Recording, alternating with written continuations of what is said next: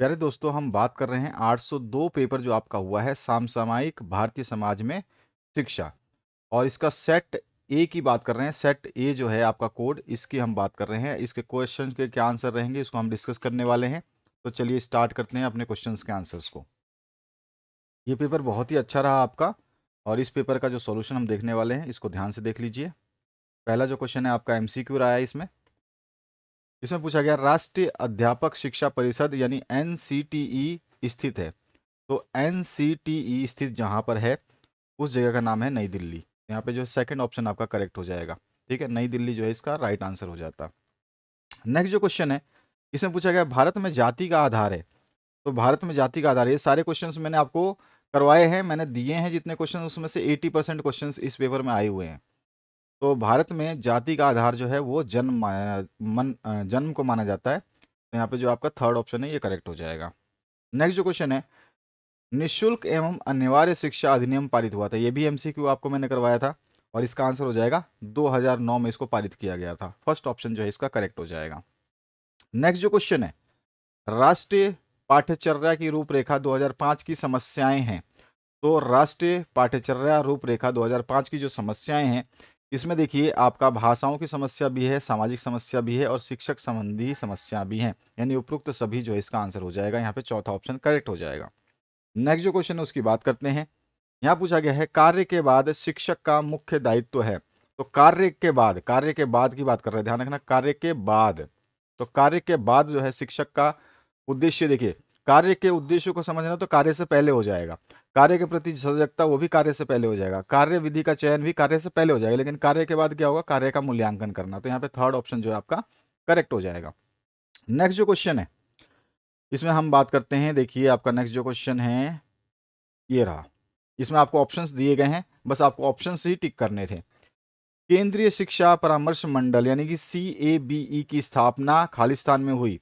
तो इसकी स्थापना की गई थी सन 1921 में। तो यहाँ पे जो इसका आंसर आता है ये आता आपका 1921। ठीक है।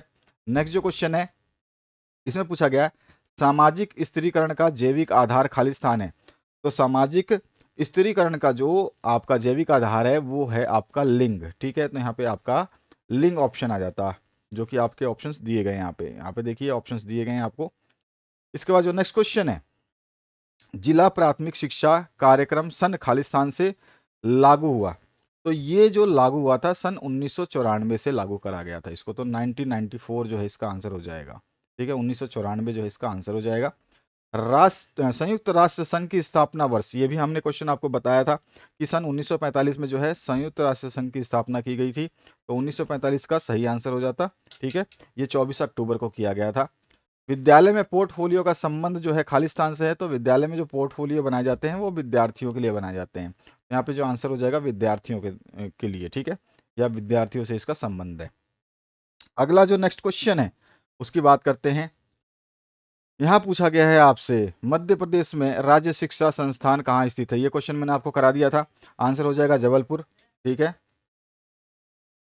जबलपुर जो है इसका आंसर हो जाएगा। ठीक है, तो ये आपका पहला इसका आंसर हो जाएगा जो कि हमने कर लिया था। नेक्स्ट जो क्वेश्चन है आधुनिकरण का शाब्दिक अर्थ लिखना है। आधुनिकरण का शाब्दिक अर्थ होता है बदलाव या परिवर्तन। बदलाव या परिवर्तन। नेक्स्ट जो क्वेश्चन है इसमें पूछा गया भारत में स्कूल चलो अभियान कब शुरू हुआ था। तो भारत में जो है इसको शुरू किया था जुलाई में। ठीक है, जुलाई सन 2000 में। इसके बाद जो नेक्स्ट क्वेश्चन है इसमें पूछा गया आपसे वैश्वीकरण की कोई दो विशेषताएं लिखनी है आपको। वैश्वीकरण की दो विशेषताएं, आप बहुत सारी विशेषताएं हैं वैश्वीकरण की, आप उनमें से कोई भी अपनी मर्जी से आप जो भी लिखते हैं ना वो सही होता है। तो वैश्वीकरण की केवल मात्र आपको दो विशेषताएं पूछी गई थी, और दोनों में से आप दो तो आप अपनी मर्जी से कुछ भी लिख सकते थे। इसमें पहली विशेषता ये हो सकती थी कि भौगोलिक दूरियों को मिटाना। दूसरी विशेषता और आप लिख सकते थे जिसमें बिचौलियों को बढ़ावा देना, यानी कि जो मीडिएटर्स होते हैं उनको बढ़ावा देना। और श्रम बाजार का जो है आपको विश्व स्तर पे पहुंचाना, ये तीसरा आप जो है इसमें बता सकते थे इसकी विशेषता। उसके अलावा शिक्षा को सर्वव्यापी या विश्वव्यापी बनाना, ये भी इसका उद्देश्य है या फिर विशेषता है। अंतर्राष्ट्रीय स्तर पर जो है आवाजाही में लचीलापन स्थापित करना, ये भी इसकी विशेषता है। और बहुराष्ट्रीय कंपनियों की सक्रियता को बढ़ाना, ये भी इसकी विशेषता है। तो बहुत सारी विशेषताएं जिसमें से आपको मात्र 2 लिखनी थी। अगला जो क्वेश्चन है, इसे पूछेगा FLN का पूर्ण नाम आपको लिखना है। तो FLN होता है फंडामेंटल लिटरेसी एंड न्यूमेरेसी। इसको अगर हम इंग्लिश में बोलते हैं फंडामेंटल लिटरेसी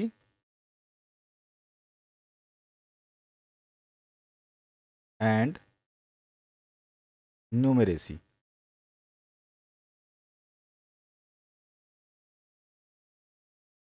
अगर इसको हम हिंदी में बोले तो मूलभूत साक्षरता और संख्यात्मकता। मूलभूत साक्षरता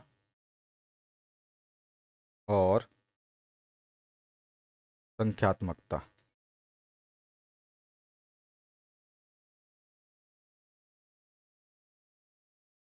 इसके बाद जो नेक्स्ट क्वेश्चन है उसकी बात करते हैं। यहाँ पे आपने 3 क्वेश्चन किए हैं तो तीनों के अंक आप आराम से 5-5 नंबर करके इस तरह से 15 अंक यहाँ पे प्राप्त कर लेते। नेक्स्ट जो क्वेश्चन है उसकी बात करते हैं। जो आपके 2 नंबर के क्वेश्चन हैं वो क्या पूछे गए हैं, शिक्षा में या शिक्षा के अवसरों की समानता से क्या आशय है। तो शिक्षा के अवसरों की समानता से आशय ये होता है कि सभी विद्यार्थियों तक जो है शिक्षा की समान पहुंच हो, चाहे वो किसी भी जाति का, वर्ग का, प्रदेश का, धर्म का, लिंग का हो, पर शिक्षा की जो है अवसर जो है सभी को प्राप्त हो, यही इसका आशय है। तो बस इतना आपको लिख देना था तो ये इसका आंसर हो जाता। नेक्स्ट जो क्वेश्चन है इसमें पूछा गया सामाजिक स्त्रीकरण की कोई एक परिभाषा आपको लिखनी है। सामाजिक स्त्रीकरण की कोई भी परिभाषा आप लिख सकते थे, आपके ऊपर डिपेंड करता है कि कौन सी परिभाषा आप लिख सकते हैं। इसमें बहुत सारी परिभाषाएं हैं जो अलग अलग वैज्ञानिकों ने दी हैं, तो एक परिभाषा आप लिख सकते थे।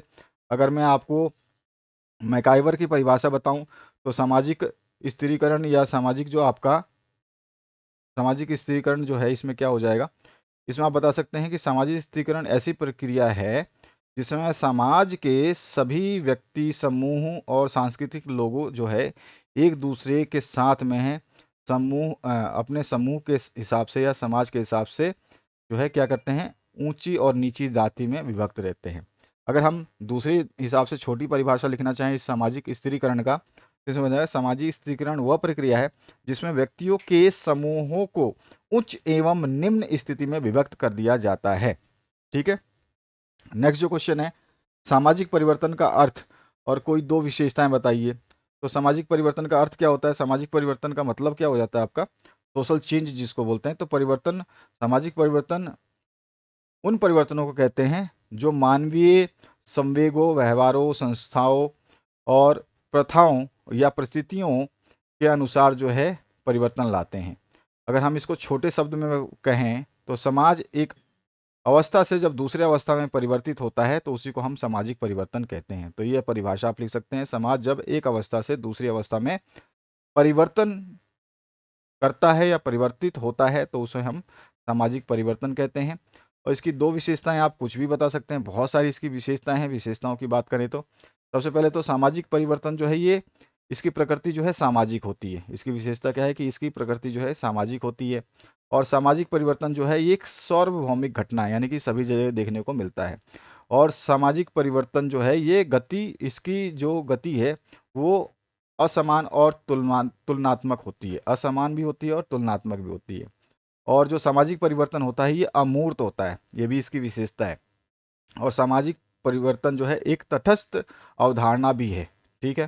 तो इसमें हम ये सारे के सारे विशेषताएं बता सकते थे, कोई भी आपको 2 विशेषताएं लिखनी थी।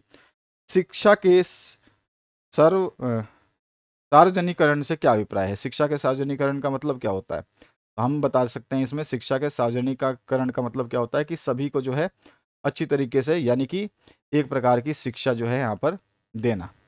तो हम बता सकते हैं इसमें अगर डेफिनेशन लिखना चाहें तो शिक्षा के सार्वजनिकरण का अर्थ यह है कि प्रत्येक व्यक्ति, चाहे उसकी पृष्ठभूमि कुछ भी हो, गुणवत्तापूर्वक उसको शिक्षा प्राप्त करने और जीवन में सफल होने के लिए आवश्यक ज्ञान और आवश्यक कौशल जो है उसको प्राप्त करने के अवसर प्राप्त हो। यही जो है शिक्षा के सार्वजनिकरण का अभिप्राय होता है। नेक्स्ट जो क्वेश्चन है, भारतीय संविधान की प्रस्तावना लिखिए। ये थोड़ा सा आपसे कठिन क्वेश्चन पूछ लिया क्योंकि जनरली कोई प्रस्तावना पूछता नहीं है और प्रस्तावना थोड़ा सा लंबा है। ठीक है, इसकी प्रस्तावना कैसी है?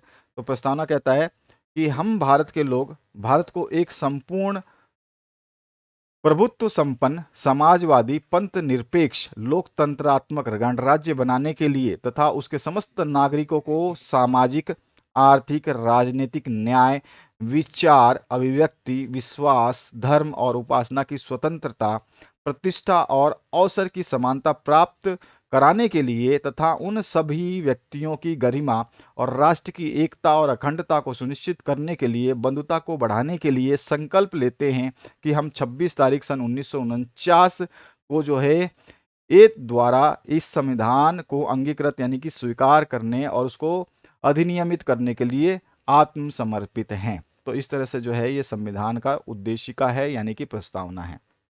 इसके बाद आपका नेक्स्ट जो क्वेश्चन बनता है उसकी बात करते हैं। इसमें पूछा गया आपसे लोकतंत्र में शिक्षा का स्वरूप कैसा होना चाहिए। तो लोकतंत्र कहता है कि शिक्षा का स्वरूप जो है इसमें कैसा होना चाहिए, तो स्वतंत्रता समानता उत्तरदायित्व न्याय और सहयोग के हिसाब से जो है शिक्षा का स्वरूप होना चाहिए। सभी को जो है आपका बुनियादी शिक्षा देने का अधिकार है, लेने का अधिकार है, इसलिए बुनियादी शिक्षा का पे सभी का हक है। ये हम बता सकते हैं लोकतंत्र में जो शिक्षा का स्वरूप कैसा होना चाहिए, व्यक्ति के व्यक्तित्व का संपूर्ण विकास करने का स्वरूप इसका होना चाहिए। इसको भी हम डिस्कस कर चुके हैं। हमारा वीडियो आपने देखा होगा या पीडीएफ आपने ली होगी तो आपको सारे के सारे क्वेश्चंस आप करके आए होंगे। चेतनशील बुद्धिजीवता से क्या तात्पर्य है आपका? चेतनशील बुद्धिजीवता का क्या तात्पर्य है? तो हम इसको कह सकते हैं कि चेतनशील बुद्धिशीलता वह होता है जिसमें सिद्धांतों और तर्कों के आधार पर जो है चिंतन किया जाता है, जिसमें जो है इस प्रकार का चिंतन जो है ये सोच को बढ़ावा देता है और अपने सोच का उचित उपयोग करने के लिए जो है अग्रसर या मार्ग प्रदान करता है। तो ये होता है चेतनशील बुद्धिजीवता। नेक्स्ट जो क्वेश्चन है समानता के अवसर उन्नयन के मुख्य उपायों का उल्लेख कीजिए। अब यहाँ पे क्वेश्चन जो है आपके 3 मार्क्स के आ गए हैं। इसी में और पार्ट है शैक्षिक अवसरों की समानता की आवश्यकता पर प्रकाश डालिए। सारे क्वेश्चंस मैंने आपको कराए हुए हैं, जो आपने पीडीएफ देखा होगा उसमें आपको मैंने दे दिए थे। मैंने कहा था कि आप जो भी क्वेश्चन पेपर्स में 801 से लेकर के आपके अंतिम सब्जेक्ट 813 तक दे रहा हूं, इन सभी विषयों को ढंग से पढ़ना। एग्जाम से पहले मैंने आपको 10 दिन पहले सारे पीडीएफ प्रोवाइड किए थे, सारे के सारे वीडियो भी दिए थे, पीडीएफ भी दिए थे। अगर आपने इन सभी को पढ़ लिया होगा तो आपसे कोई भी क्वेश्चन छूटा नहीं होगा। जिला शिक्षा अधिकारी के कार्यों का उल्लेख कीजिए। जिला शिक्षा अधिकारी के क्या क्या कार्य होते हैं, या स्थानीय स्तर पर शिक्षा प्रशासन की मुख्य समस्याएं क्या है, ये भी हमने आपको बताया हुआ है। समाज का अर्थ और परिभाषा क्या होती है, ये आपको आराम से लिख सकते थे। समाज की आवश्यकता एवं महत्व पर प्रकाश डालिए। नेक्स्ट जो क्वेश्चन है इसमें पूछा गया है प्रारंभिक स्तर पर राष्ट्रीय बालिका शिक्षा परियोजना का कार्य क्षेत्र अथवा इसके उद्देश्य स्पष्ट करिए। तो आप उद्देश्य लिख सकते थे या कार्य क्षेत्र लिख सकते थे, दोनों में से कोई एक ही करना था। प्रारंभिक शिक्षा के मुख्य उद्देश्य अथवा इसकी आवश्यकता पर प्रकाश डालिए। मैंने बताया था एलिमेंट्री या बेसिक एजुकेशन जो है उसकी आवश्यकता उद्देश्य पूछेगा तो आपको यही आंसर लिखना है। वैश्वीकरण की विशेषताओं और लाभों का वर्णन कीजिए। तो या तो आप विशेषताएं लिख सकते थे या लाभ लिख सकते थे। ये सारे क्वेश्चंस करे हुए हमने। प्रारंभिक शिक्षा में अपव्यय तथा अवरोधन के कारणों अथवा उपायों, या तो कारण बताइए या तो उपाय बताइए, दोनों में से कोई एक ही करना था, अथवा ऑप्शन दिया हुआ है इसमें भी आपको। नेक्स्ट जो क्वेश्चन है इसमें पूछा गया शिक्षा के प्रभावी कारक के रूप में राज्य की भूमिका स्पष्ट कीजिए। तो ये मैंने आपको अलग से क्वेश्चन दिया हुआ था। एनसीईआरटी का संक्षिप्त परिचय एवं मुख्य कार्य बताइए। तो एनसीईआरटी के ऊपर पूरा टिप्पणी मैंने आपको कराया हुआ है। नेक्स्ट जो क्वेश्चन है इसे पूछा है भारतीय समाज की ऐतिहासिक पृष्ठभूमि अथवा अथवा यानी कि आपको या तो ऐतिहासिक पृष्ठभूमि या फिर समकालीन भारतीय समाज की मुख्य विशेषताओं को विवेचना कीजिए। तो समकालीन भारतीय समाज की विशेषताएं हमने डिस्कस कर लिया था वीडियो में और पीडीएफ के माध्यम से, तो आपने ये कर दिया होगा।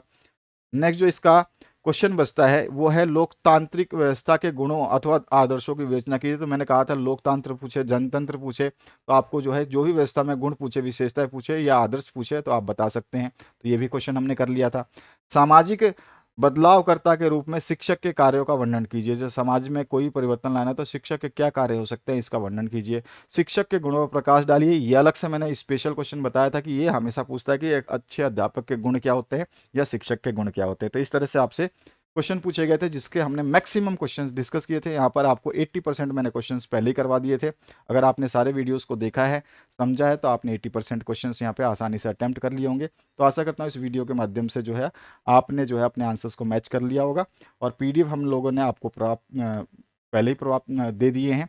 अगर आप चाहते हैं पीडीएफ लेना तो पीडीएफ के लिए भी संपर्क कर सकते हैं। सभी चीज़ें हमने उपलब्ध करा दी हैं, सभी के वीडियो उपलब्ध हैं। Thank you very much, have a good day.